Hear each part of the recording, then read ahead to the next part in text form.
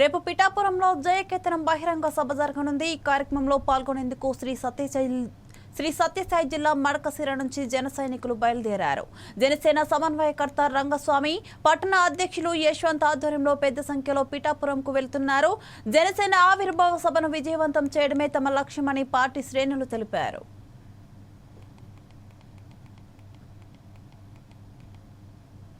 సంవత్సరాలు పూర్తి చేసుకొని 12వ సంవత్సరంలోకి అడుగేస్తున్నాము. అందులో భాగంగా అధికారంలో ఉండి ఈరోజు 12వ సంవత్సరం ఆవిర్భావ సభను దిగ్విజయంగా ముందుకు తీసుకెళ్లాలని మన అధ్యక్షుల వారి రేపు జరగబోయే చలో పీఠాపురం కార్యక్రమానికి మన మడకశిర నియోజకవర్గం తరపున భారీగా వెళ్తున్నాము.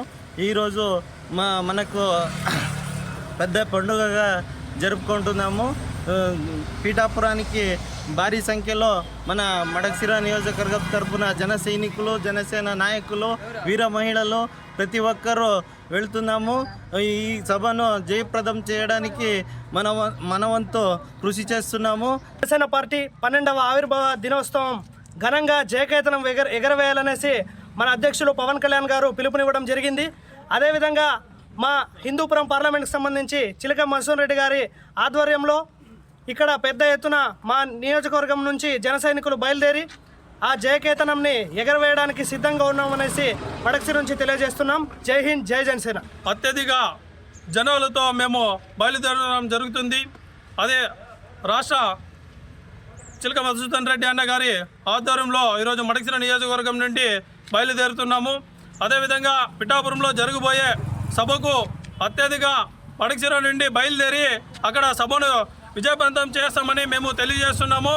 జై హింద్, జై జనసేన. పవన్ కళ్యాణ్ గారి నాయకత్వం వర్ధిల్లాలి.